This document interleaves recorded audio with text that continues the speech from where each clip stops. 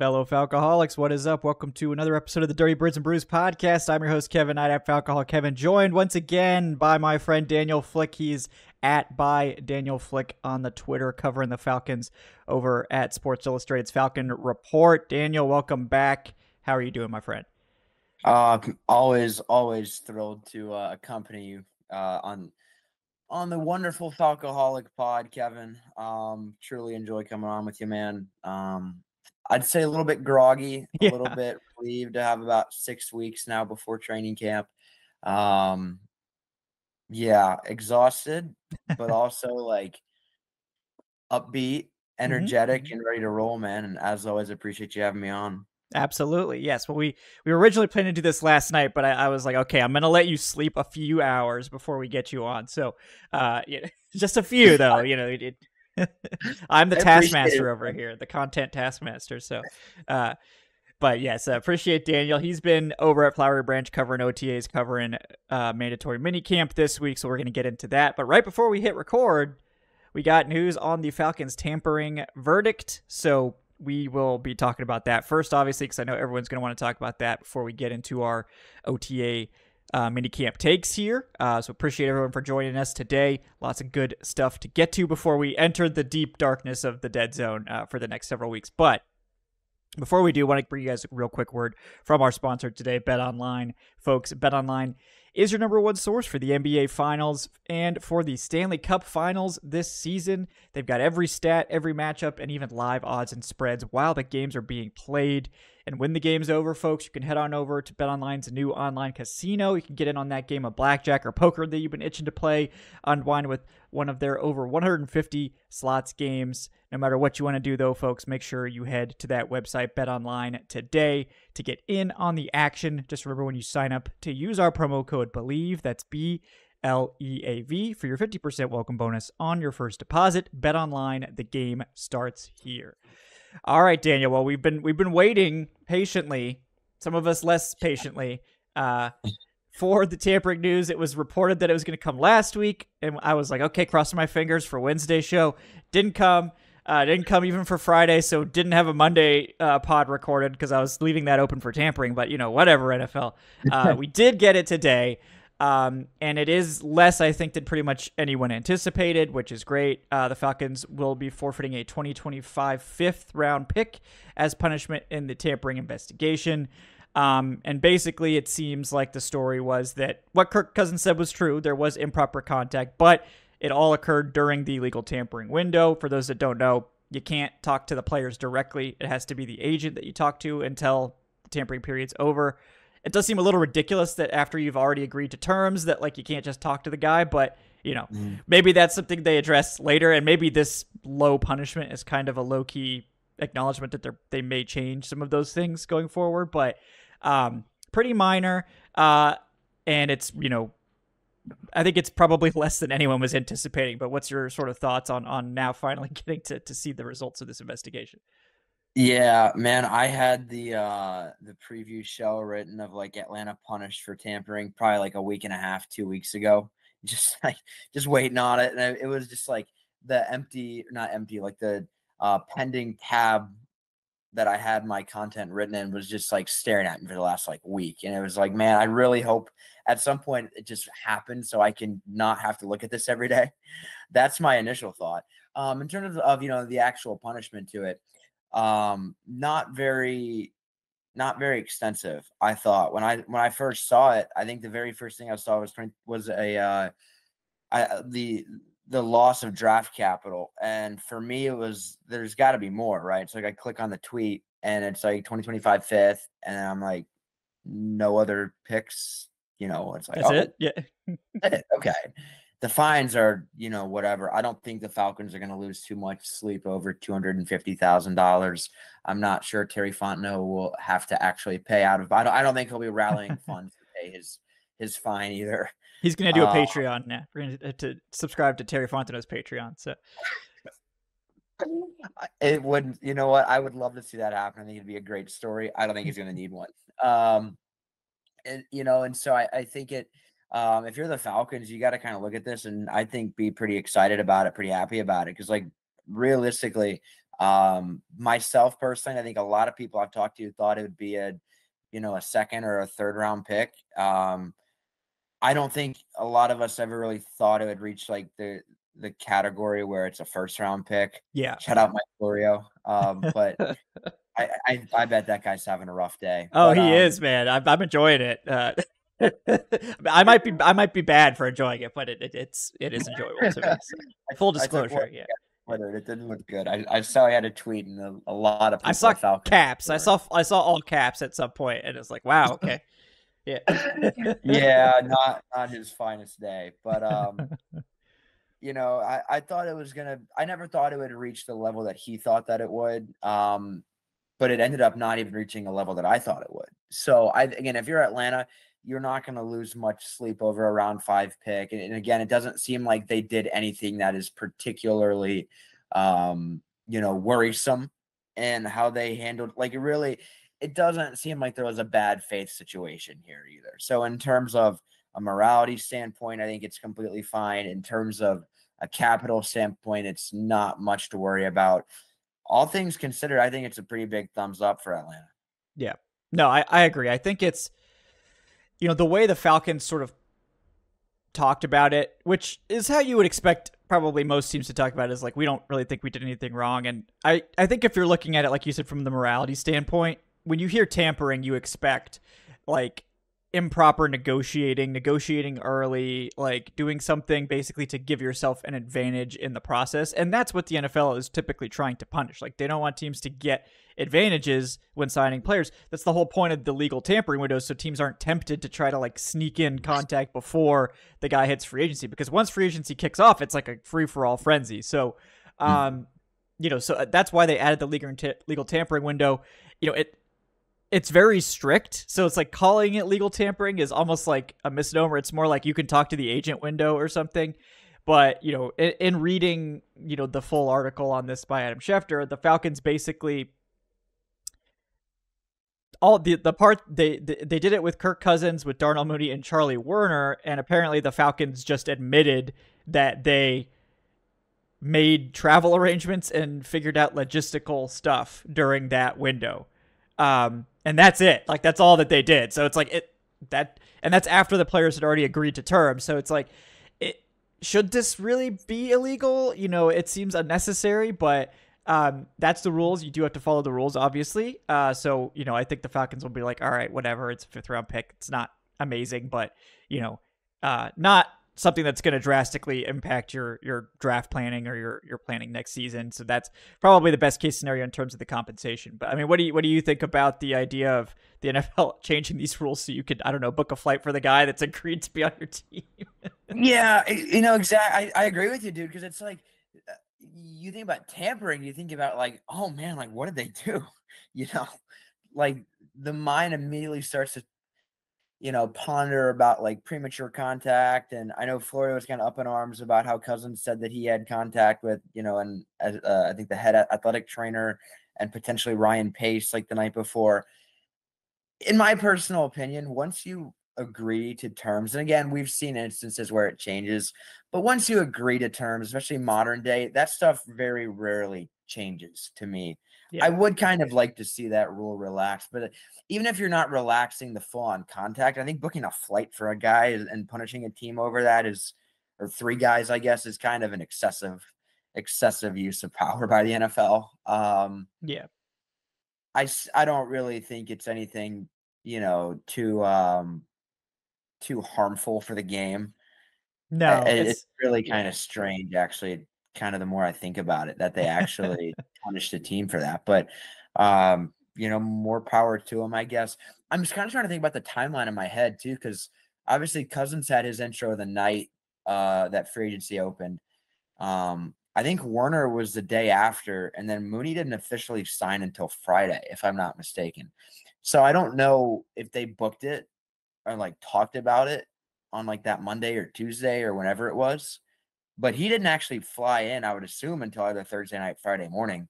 Right. So it's like he flew in well after the start of free agency. Yeah. So I don't know. There's just like parts of it where it's like, guys, it's really not that big of a deal. But Yeah. Yeah. It is a Yeah. rule, so I get it, but it is a rule that I think they could look into changing or at least become a little bit more relaxed on Yeah. as we kind of move forward throughout the NFL free agency process in future years. Yeah, and I think it's like important to call it what it is, which was improper contact, because it wasn't because when you hear the word tampering, it's like this should be like we teams can't. It's like cheating, and it's like I don't think logistical planning after they've agreed to terms is an unfair advantage. It's like just the staff members trying to figure out how to help this guy move to Atlanta, like because it's a big, obviously, transition that they have to do. So, I think it's like maybe we shouldn't. Maybe you should just call the penalty like improper contact instead of tampering. Because when you hear the word Mhm. tampering, I understand people being like, "Oh, that's not Mhm. that's a low punishment for tampering. It's just not really tampering now that we know what actually happened." So, illegal contact rule violation, yes. Tampering, cheating to acquire Kirk Cousins, like this did not make any difference in whether these players agreed to sign in Atlanta. Like they had already agreed to terms when the tampering happened, so it doesn't really sound like tampering to me. Obviously, I'm gonna take the side of the Falcons in almost everything. So in this situation, I definitely would take the side of the Falcons, being like, I just don't even know that it's worthy of docking a pick at all. But it's a day 3 pick. It's not a huge deal, and it's kind of a almost a nothing burger in terms of that. Obviously you would love to have the 5th round pick to help your depth, but they could acquire an extra 5th in any number of ways. Trade down, Yeah. trading player away midseason, whatever it is. So, not something I think they'll be losing too much sleep over, especially when considering they got the quarterback that they wanted. They got 2 quarterbacks they wanted even, and some Darnell Mooney and Charlie Warner. So I think they'll probably think that that's a worthy trade for those guys. But yeah, definitely less than I was expecting. I think that you were expecting as well. I'm glad it's over with. We don't have to endure any more Florio tweets about the Falcons are going to be given their 1st round pick to the Vikings, which was just one of the most ridiculous things I've ever heard. Yeah. It's never gonna happen. It was Yeah. never gonna happen. I'm glad it's Yeah. over, man. Yeah. I'm just glad the nightmare is over. So, yes. So that tampering, we could put it behind us, and move on to, of course, your reports from OTAs and minicamp. I know we spoke like a month ago, getting some of your initial impressions, but I know you've been to pretty much all of the sessions since then, and obviously minicamp earlier this week. So wondering what some of your big takeaways are, things that you've observed. I know that's going to be a different offense, it's going to be a different defense to some extent. Anything. Let's start with the offensive side of the ball. Obviously, everyone wants to know how the quarterbacks are looking. It doesn't seem like we're going to have too many tweets about like who threw that, because the Falcons seem very interested in showing the quarterback before the throw now. I don't know what's changed with the video staff now that they are trying to feature the quarterback, but what's your take on why the quarterbacks are suddenly being featured in these videos? I think one of the main reasons is that particularly Kirk Cousins is very good at throwing footballs. Yeah. That's one thing, and he has a lot of throws that I would consider highlight worthy.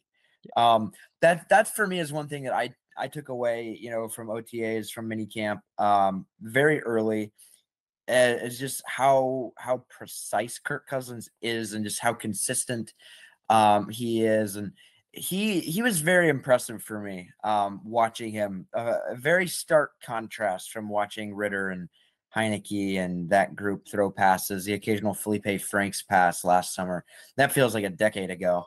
Thinking back on it, but Kirk Cousins, very very impressive for me in OTAs. One of the things that really stood out to me, he the timing and the rhythm and the chemistry that he already seems to have with London, with Kyle Pitts, with Mooney.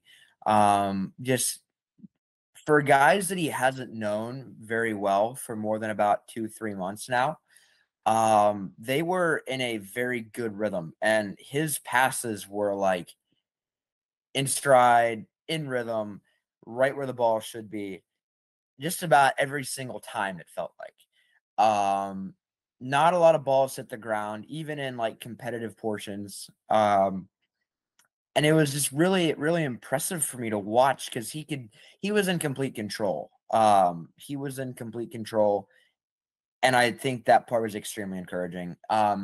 I think Atlanta fans will be very, very satisfied and very pleased with the return of investment that he provides in the fall.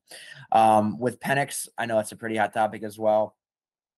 I think inconsistent is probably the right term for him.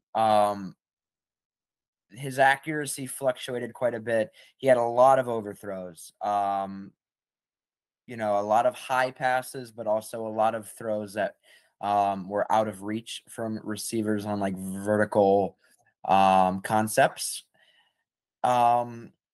You can see the arm talent, though. You can Mhm. see the arm.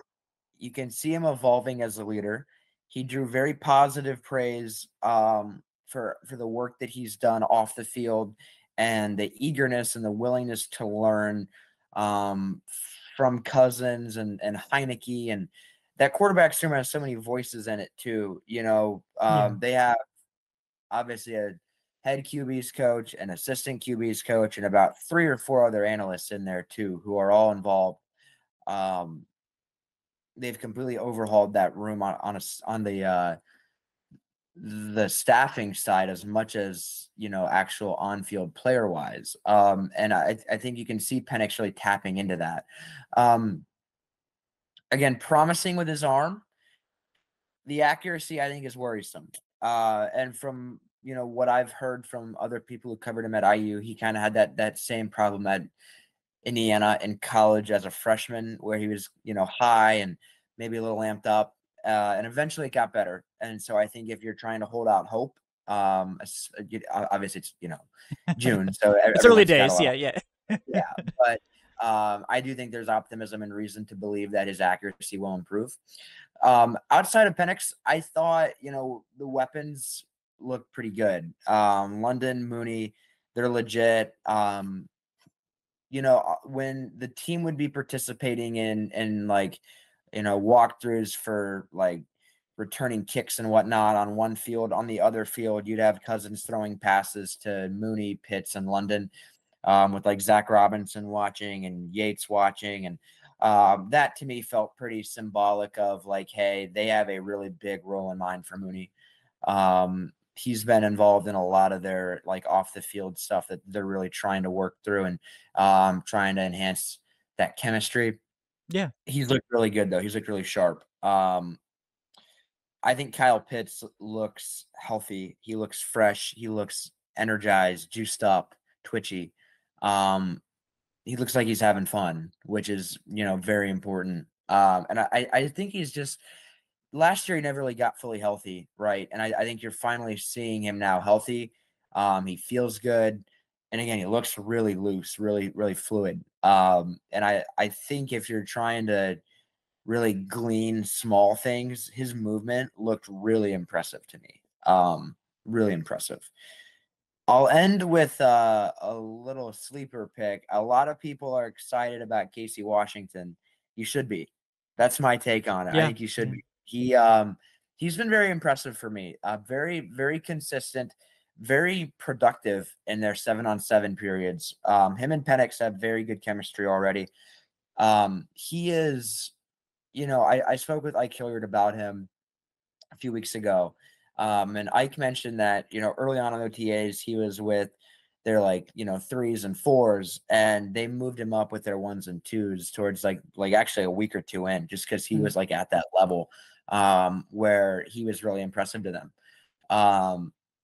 They really like his path and his trajectory. He ended his career at Illinois on a Yeah. very, very high note with, I want to say, 10 catches for 200 yards, Mhm. 3 touchdowns, I want to say. Or it was something crazy where he had like the most productive outing of his career in his last one. And his last month was actually really good. Ironically enough, on the receiving end of passes from John Baddock, Yeah. who Yeah. has potential to be a training camp legend, I think, for in one way or another, for some fans.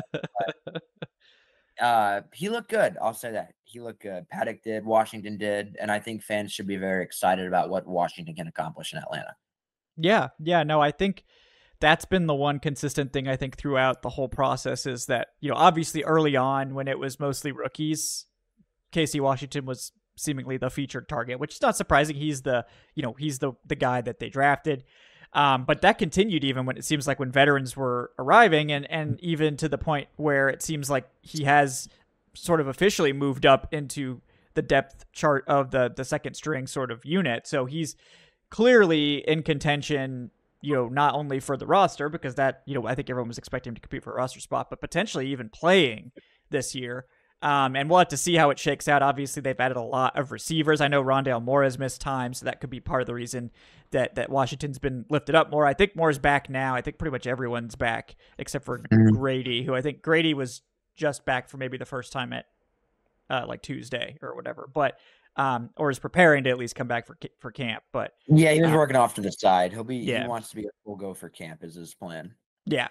So yeah, Casey Washington seems like, a guy that I would, he's moving pretty clearly into that, like, not just roster hopeful, but roster favorite. And like by the end of camp, he could be a roster lock. So, we'll see how that ends up changing, but it's nice to hear more about Mooney too, because I know everyone's excited to see what he can do. The Falcons kind of got discount Mooney last year with Scotty Miller, and that didn't really work out, probably for a lot of reasons. I think Mooney is a much more complete receiver. Even though they're similar in stature, Mooney is more physical, even though he's smaller. And I think he's just a better separator. I think Scotty Miller's more of just a vertical threat, where I think Mooney, one of the things you could see is that he's actually a really good separator. He can do intermediate stuff. He can do short stuff. He's not necessarily the guy you want running a bunch of screens because he is smaller. You don't want him to get clobbered all the time. But I think he's going to provide a really interesting sort of, was he more like a slot guy or outside in what you saw? He's been used outside. So they've had when I asked Raheem about Mooney at owners meetings, he mentioned they view him as like an X receiver. Yeah. Who they also feel they can move around a little bit. But they would have London, Mooney on the outside, and then the slot was usually McLeod, with Rondale Moore kind of rotating in at times as well with the ones.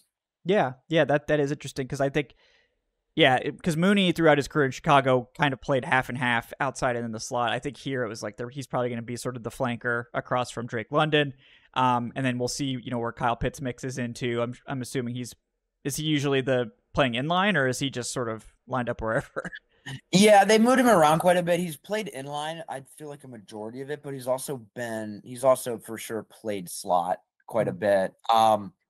I will also add to that. I asked Zach Robinson about weighing 11 personnel and 12 personnel because I think LA led the league last year running 11. Yes. Atlanta led the league running 12. And one of the things that he mentioned, they are planning on running more 11, but having players like Kyle Pitts and Zach also threw Charlie Warner in there too, which he's very fond of Warner. I will say that he is very fond of Warner. But I do think they're going to probably use Pitts in line a little bit more. And they've mentioned quite a bit this offseason about, hey, he wants to become more of a complete tight end. I think part of that responsibility is maybe a little bit more time in line. And so as a result of that, and as a result of Zach historically leaning more 11 personnel, and he said that as well, that like, hey, I have in my past, I've long been more of an 11 guy. They are expecting an uptick in 11, which would tend to mean Pitts will be more in line, but he has for sure had his reps in the slot and in motion, and the motion and the shifts of the offense are very noticeable. I mean, there are very few reps, it feels like, where there's not at least somebody in motion. Yeah. And that's one of the funniest things is that, the Falcons were the team that ran 11 the least last year of any team in the NFL by far, and the Rams were the most. So it's probably going to come somewhere in the middle of that. It's definitely going to be probably closer to the Rams number than the Falcons number. But, and particularly like, if they play Charlie Warner, it's probably with Pitts playing the slot or something like that. The Rams didn't use a ton of two tight end looks with both guys in line. So that might technically be 12 because there's two tight ends on the field. But if Kyle Pitts is in the slot, it might function kind of like 11 in some ways. So it'll be interesting to see how they do it. I think that's a really interesting nugget there. And I know that they gave Charlie Warner a contract that suggests like he's going to be a starter. And, they obviously, I think, want someone that's more blocking focused there. And Charlie Warner is certainly capable of catching dump offs and stuff like that. He's got good hands. It's just, he's not Kyle Pitts as a receiver, So definitely interested to see how that shakes out. And then, Yeah, I know.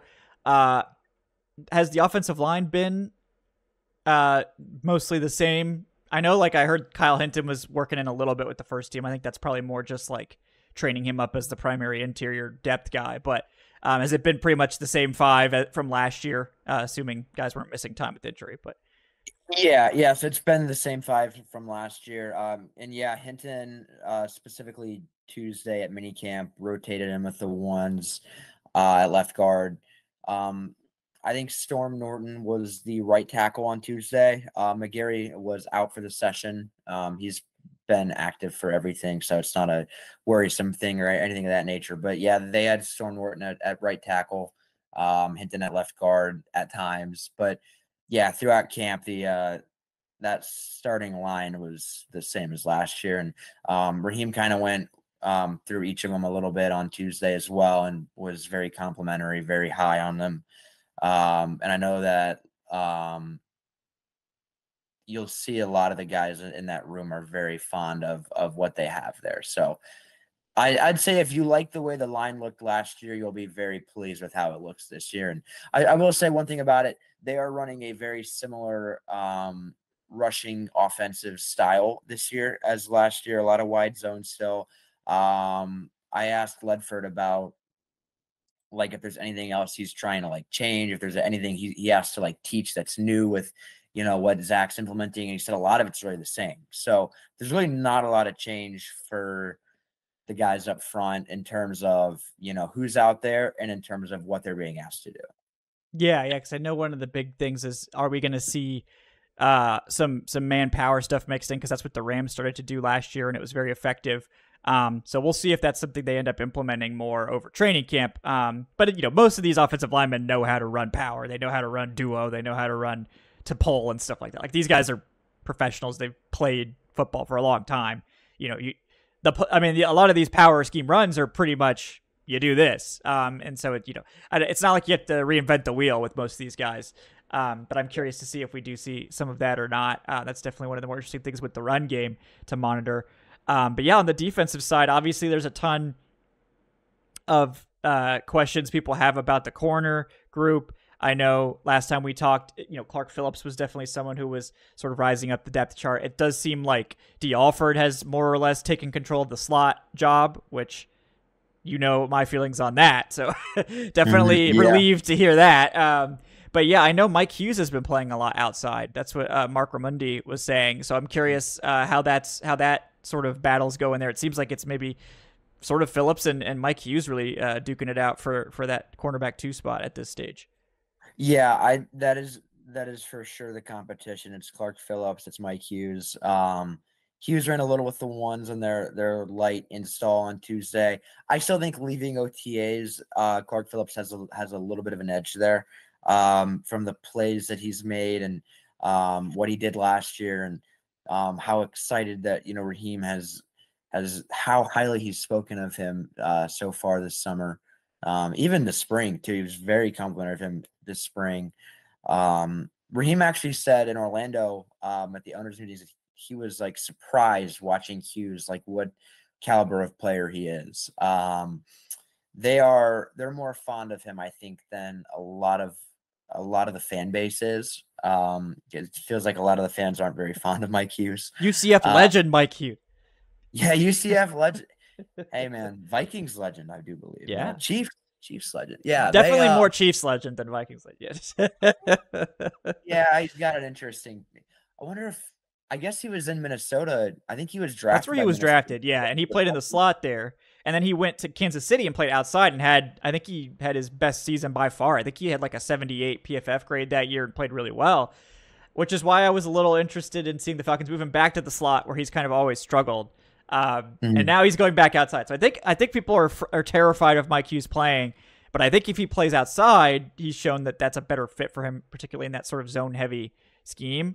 So we'll see if that's sort of why they've decided to move him back out there. But you'd have to think that he has to be a primary corner if they're going to pay him what his cap hit is this year. So. Yeah, and he's been working with the ones quite a bit, and again, him and Phillips are kind of alternating and whatnot there. Alfred has for sure cemented his spot in the slot. Antonio Hamilton's kind of their number 2 in the slot right now. He wasn't there for a majority of OTAs. I think he showed up about halfway through. So I think another corner to watch, Anthony Johnson is someone that Atlanta signed late. I want to say like mid-May, early May. They really like him. They are very, very fond of him. And he has actually very consistently worked with their second team at corner on the outside. Um, like on Tuesday, the last session of minicamp, they had Terrell and Hughes with the ones. It was Phillips and Anthony Johnson with the twos on the perimeter. So they are very fond of Anthony Johnson, and so that is a name to watch if you're a Falcons fan. You're kind of, again, I don't think he's in the mix to start, but I think he's one of those guys that a lot of people wouldn't think of as a roster candidate who is actually firmly in the mix there. Nice. Yeah. So that's one I would throw out there.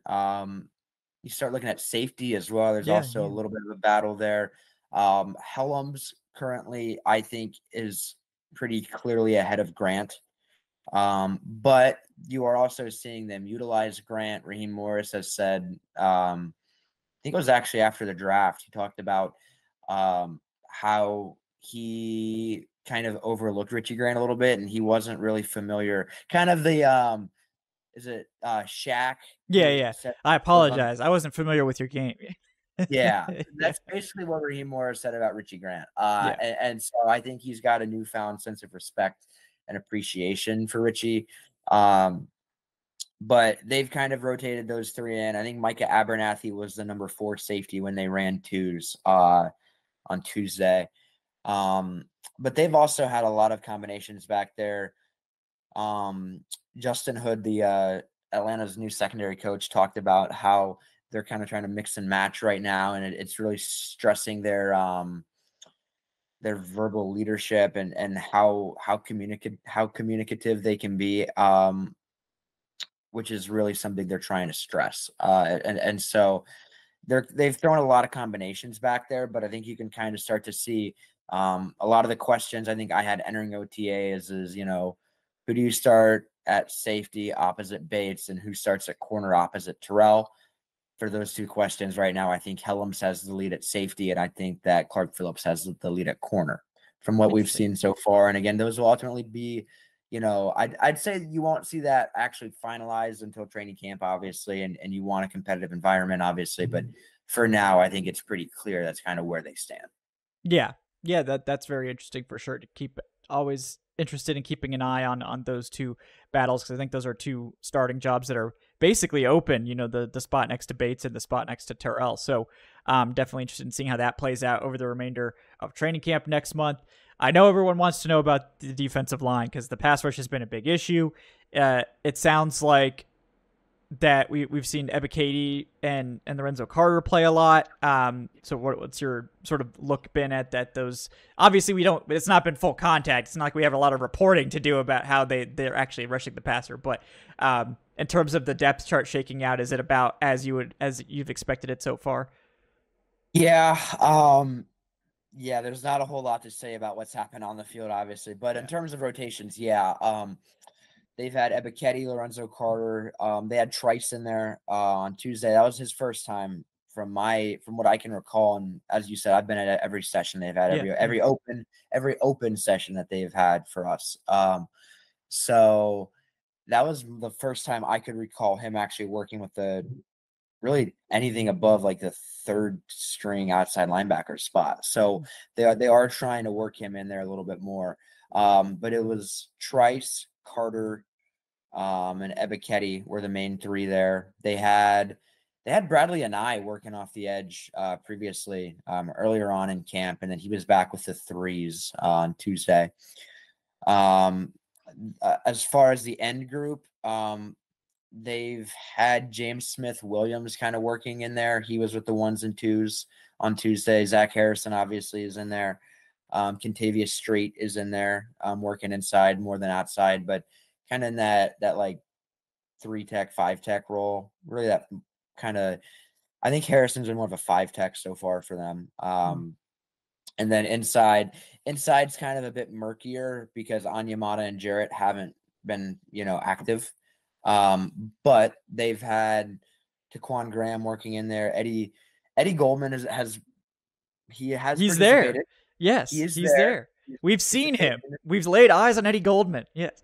I did have eyes on Eddie Goldman for a couple minutes speaking with Fox 5. Yeah. And Yeah. I was like, oh, there he is. Hmm. So yeah, he's been out there. Ruka Robero has been a pretty consistent second team guy so far as well. There might be a name or two I'm forgetting, but off the top of my head, that's about the 8 to 10 guys that they've had working along that front. Well, I want to say they had Caden Ellis kind of mixed in as like and one of those like over center looks that Hmm. they had quite a few of last year. Yeah. Yeah. Yeah. Those mug formations. Hmm. But yeah, they've primarily kept it relatively tight with who they've had in those rotations, especially at edge. It's been a lot of Ebiketie, a lot of Lorenzo Carter so far. And so a lot of people want to know about Malone and he was working with want to say the third and fourth team on Tuesday and is probably going to have a really good training camp. Yeah. That's where I stand with that from what I've Yeah. seen. So yeah, linebacker. I think linebacker just kind of wrap up there. It's as far as off ball, Yeah. they've had Ellis primarily as like the alpha there, and then you've seen Landman as kind of the primary number two. But Troy Anderson has had his fair share of reps there as well. And I think it'll be a situation where Ellis is on the field for just about every snap. And then you see Anderson and Landman kind of more of a, I think their involvement will be more situation dependent. But those are kind of the main three there. And then obviously Captain America, JD Bertrand is kind of in there too. But it's primarily been those three of Ellis, Landman, Anderson, I'd say in that order so far. Yeah, yeah, that pretty much tracks with what I think people were expecting. That Anderson might get more of the coverage looks, whereas Landman might get more of the base package stuff. Or when they go to three linebackers, probably all of them will be out there. But yeah, and Ellis, we're expecting to see him pass rush a lot because that was something that was kind of the Rams' bread and butter last year was to do their sim pressures. Not technically a blitz, but you do send the linebacker and you drop the edge rusher. They did that with Michael Hawk, and Michael Hawk dropped into coverage a lot last year, and that's Lorenzo. The Falcons have Lorenzo Carter, who's actually good at that. So that might end up being a good fit for Lorenzo Carter's talents. And obviously, we know Caden Ellis is a tremendous blitzer and pass rusher at linebacker. So I think folks are wondering, oh, we haven't really seen this investment at edge, but the Falcons might be thinking they're going to get more pass rush from these sim pressures with Caden Ellis providing a lot of it. And they're, I'm sure improving the edge room is on the agenda going forward, but you can't necessarily fix every problem in one offseason. So that seemed that and cornerback too, we'll see obviously if their moves at corner end up working out. Same thing with the rest of this stuff. But yeah, it seems like the defense is a little bit more settled in terms of the rotations with the sort of front seven guys, but the secondary is more fluid, which is kind of what we expected, I think. But I know we're going to get to see some interesting stuff, I'm sure, this training camp in terms of like, does Brandon Dorless make a jump up the depth chart? How do these veterans factor in? Is Taquan Graham going to stick around? Like, they have so many interior guys. It's like some people are going, like there's no doubt. So it'll be interesting to see how it shakes out. Yeah, that interior line group, I'm glad you mentioned it because they, even without Jared and Onyemata, they have like guys there, like they have real bodies there. It's not just like they're bringing in, an undrafted free agent from like Montana State. All love to Montana State, Troy Anderson, right? Yeah. But the Bobcats, but no, they're not just bringing in random off the street free agents. Like they have guys there, they have bodies there, they have people there who they feel, even like Tommy Togiai. I have looked at Tommy Togiai a couple times this summer and latter part of the spring and thought to myself, like, wow, that guy is a fridge. Like he is just a thick, wide individual who eats up space inside. And you look down at the roster sheet and he's like 300 pounds, and you're like, you could have told me that guy's like 330, and I would have believed you. Like, he is That's a a lot. Yeah. rich, yeah, 300. I Yeah. he is a big dude. But no, they have legitimate bodies in there who I think a lot of fans should be excited about. And the cool thing for me, obviously, they were 3-4 in 21 and 22, and they were more of a 4-3 last year. They're more 3-4 this year. But the body types that they have, even from the guys who were there last year and who had to kind of play in that scheme and who've played in these other schemes, they still seem to fit. And I think Zach Harrison is a very natural 5 tech. Mhm. I think the way that they're using Contavious Street, the way that they're using Daquan Graham, kind of more of that 3 tech role and really penetrating, and they've got bodies to where they've said from the jump they'll be scheme versatile. They've got the bodies and the skill set where they can actually be scheme versatile up front. And so far they have been, and I think that's encouraging. And I think they're really high on Zach Harrison. I do. I think they're very fond of him.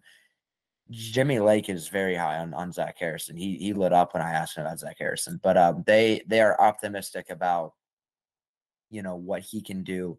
And you've seen him run with the ones quite a bit, actually. And I think that's if you're looking for a guy who might solve that pass rush problem, and if you're wondering, how could they not really address it extensively at pick 8 or whatever, or sign this really big name free agent pass rusher, I think they have a lot of faith in Zach Harrison. And if Zach Harrison ends up being able to, I want to say he had 3 sacks and 4 tackles for loss in his last 3 games last year. If he can carry that over in the slightest way, even if it's like half of that rate, because again, he's not going to, I would not imagine he'll average a sack a game. But Yeah. if you can get half of that, I think the Falcons will be thrilled. And I think he'll have the opportunity to. Yeah. Yeah. No, I'm pretty excited to see how that shakes out.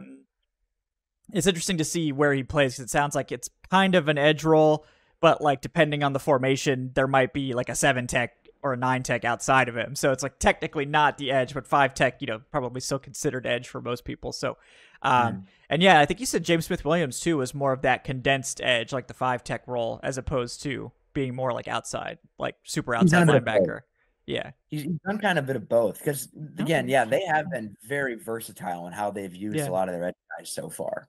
Yeah, that's fun too, because it's like they do have, it's like they're kind of, they have the pieces for 4-3 and 3-4, because this defense was in transition last year too to more 4-3, Yeah. so it's kind of like they have half and half.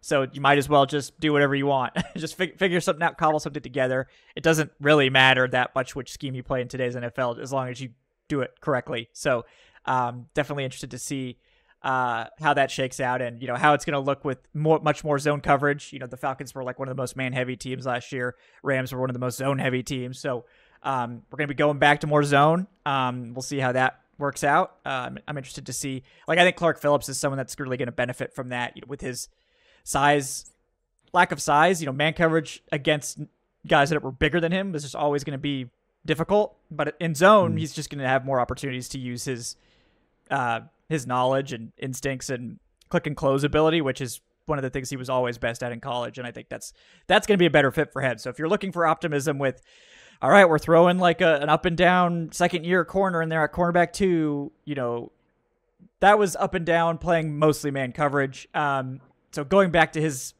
more comfortable fit as his own corner could result in a significantly better performance by Clark Phillips. So, thank you so much for all of your takeaways, Daniel. It's nice to have boots on the ground down there in Atlanta. I appreciate your time. Any other little notes or tidbits that you want the fans to know before we sign off today? Yeah, I would say that Raheem Morris and Terry Fontenot were already talking vacations the other day. So Tuesday morning. So I think they're excited to head away for a little while. Raheem said they'll have that itch to return pretty soon, and I kind of already have the itch to head back too. I was thinking about that yesterday. I was like, man, I wish I was going to Flowery Branch tomorrow, but I'm on here with you, and I'm thrilled with that too. And other than that, I think overall camp pretty successful for the Falcons. A lot of it was trying to lay that foundation Raheem Morris has said quite a bit of throughout the spring. and summer. And I think they've kind of implemented that. There's a lot of high character guys there, a lot of high energy guys. Zach Robinson's offense has a lot of fans with how he wants to play, how fast he wants to play.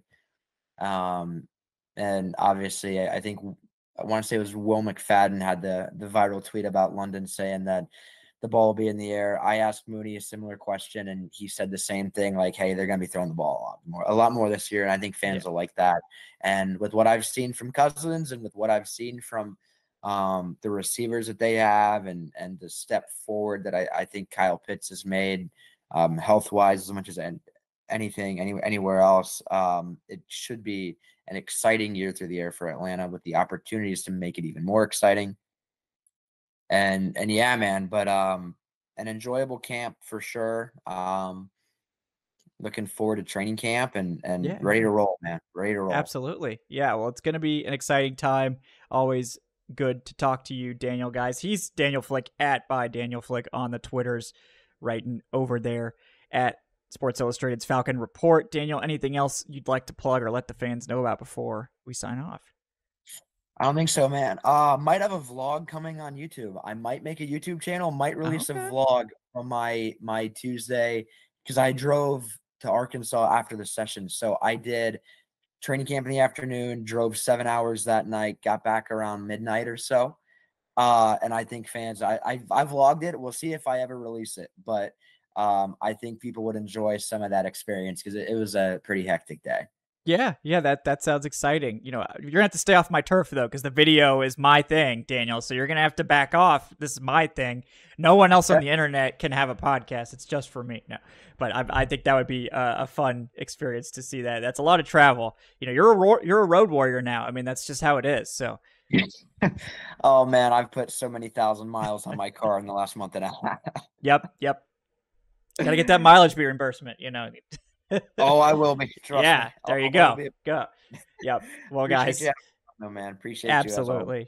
Thank you so much, Daniel, and we'll definitely reconnect closer to camp. Guys, thank you so much for joining us on Dirty Birds and Brews today.